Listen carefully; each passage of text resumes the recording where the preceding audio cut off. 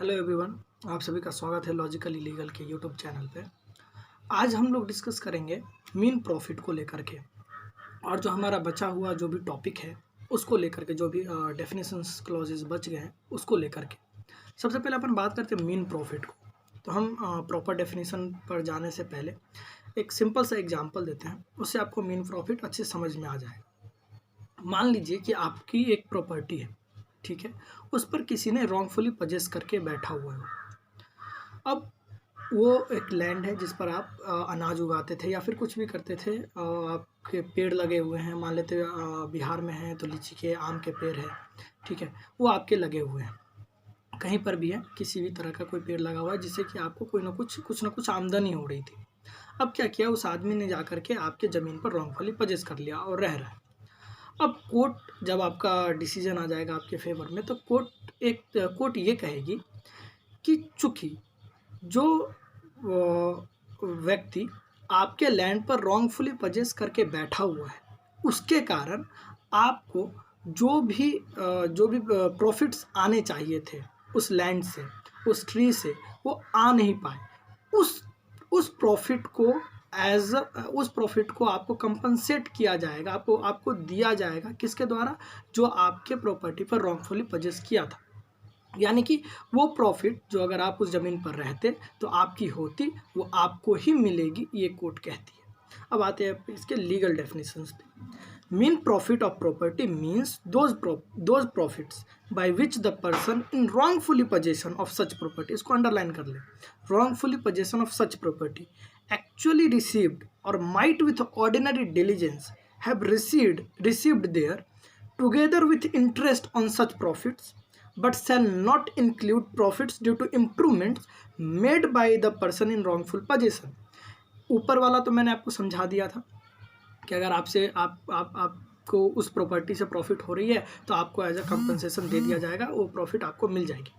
लेकिन अगर जिस व्यक्ति ने रॉन्गफुली पजेस करके आपकी प्रॉपर्टी को रखा हुआ, अगर वो कोई ऑल्टरेशन उसमें करता है, ऐसा कुछ करता है जिससे उसको खुद की प्रॉफिट होती है, यानी कि आप जब उस प्रॉपर्टी पर आपका कब्जा था, आप उस पर कुछ नहीं किए, लेकिन जब वो व्यक्ति ने रॉन्गफुली पजेस किया और उसने कुछ पेड़ उगा दिए या फिर कुछ क्रेन्स रोप दिए, तो उससे जो भी प्रॉफिट होगा वो आपका नहीं होगा, वो उस व्यक्ति का होगा जो रॉन्गफुली पजेस किया हुआ था।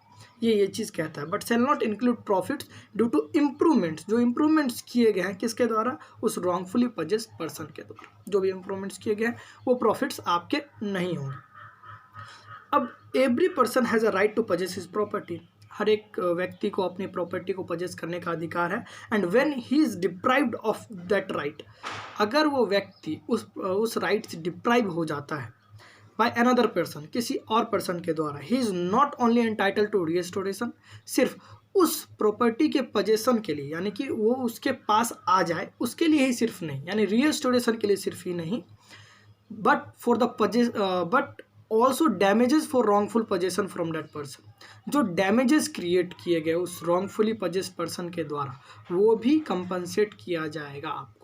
ये चीज़ मीन प्रॉफिट कहती है। ये वो प्रॉफिट है जो किसी रॉन्गफुली पजेस्ड व्यक्ति के द्वारा आपके घर पर, आपके किसी ज़मीन पर अगर रह लिया गया है और उससे अगर आपको कुछ प्रॉफिट होता, अगर वो नहीं हो पाया है तो वो आपको कंपनसेट किया जाएगा। ये कोर्ट ऑर्डर देती है, इसे कहते हैं मीन प्रॉफिट। अब आते हैं अपन मीन प्रॉफिट। एक चीज़ और है कि mean profit can be passed against a trespasser, किसी ट्रेस पासर के अगेंस्ट पास होता है, और against a person against whom a decree for possession is passed, जिसके against decree for possession passed हुआ है, और against a mortgagor in possession of mortgage property after a decree for foreclosure has been passed against him, उसके against पाया गया, और against a mortgage in possession of property even after a decree for redemption is passed, यानी कि redemption के जो decree है वो पास होने के बावजूद, और against a tenant holding over at will after a notice to quit has been served upon him, यानी कि अगर कोई प्रॉपर्टी, अगर कोई रेंटर है वो आपके घर पे रह रहा है, उसको बोल दिया गया है कि आप निकल जाइए, उसके बावजूद भी अगर वो रह रहा है तो उसके बावजूद भी अगर रह रहा है पर वो आपको पे नहीं कर रहा है तो उसको पे करना पड़ेगा। ये मीन प्रॉफिट कहलाता है। वही चीज़ लिख रहा है, और against a tenant holding over at will after a notice to quit has been served upon, उसको खाली करने का आदेश दे दिया है, फिर भी वो रह रहा है, तो उस जगह के रहने का खर्चा उसको देना पड़ेगा। ये हो गया अपनी मेन प्रॉफिट के बारे में। अब अपन आते हैं डिक्री होल्डर। डिक्री होल्डर किसे बोलेंगे? Decree holder means any person in whose favour a decree has been passed, जिसके फेवर में डिक्री पास की गई। अब ज़्यादातर ये भ्रांति फैल जाती है कि डिक्री प्लेंटिव के फेवर में निकलती है, यानी डिक्री होल्डर प्लेंटिव भी हो सकता है क्या, ये क्वेश्चन भी आता है। जी नहीं, डिक्री होल्डर कोई भी हो सकता है। डिक्री होल्डर प्लेंटिव भी हो सकता है और डिफेंडेंट भी हो सकता है, क्योंकि डिक्री किसके फेवर में जाएगी ये हम स्टार्टिंग में डिसाइड नहीं कर सकते, ये तब डिसाइड किया जाएगा जब डिक्री आ जाएगी। तो डिक्री होल्डर कौन हो सकता है? प्लेंटिव भी हो सकती है, प्लेंटिव भी हो सकता है और डिफेंडेंट भी हो सकता है। अब अपन हमने जो बात की थी गवर्नमेंट प्लीडर की, जो कि 2(7) में डिफाइन है, ये कहता है कि includes any officer appointed by the state government, कोई भी ऑफिसर जो कि स्टेट गवर्नमेंट के द्वारा अपॉइंट किया गया हो, to perform all or any of the functions expressly imposed by this code, इस कोड के द्वारा जो उसको फंक्शंस बताए गए कि आपको ये करना है वो चीज़, on the government pleader and also any pleader acting under the directions of the government pleader, या फिर कोई ऐसा प्लीडर जो गवर्नमेंट प्लीडर के कहने पर कोई कार्य कर रहा है उसे भी गवर्नमेंट प्लीडर माना जाएगा। ये 2(7) ये बात कहती है।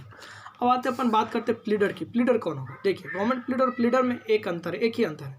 गवर्नमेंट प्लीडर स्टेट गवर्नमेंट के द्वारा अपॉइंट किए जाएंगे, और स्टेट गवर्नमेंट के द्वारा जो अपॉइंट किए गए गवर्नमेंट प्लीडर है वो अपने नीचे प्लीडर भी रख सकते हैं अपनी बात रखवाने के लिए, ठीक है। अब प्लीडर कौन होते हैं? जो कि 2(15) में डिफाइन है, any person entitled to appear and plead for another in court and includes an advocate, वकील, अटॉर्नी ऑफ हाई कोर्ट। इसमें क्या क्या चीज़ इंक्लूड होगा? एडवोकेट, वकील और अटॉर्नी।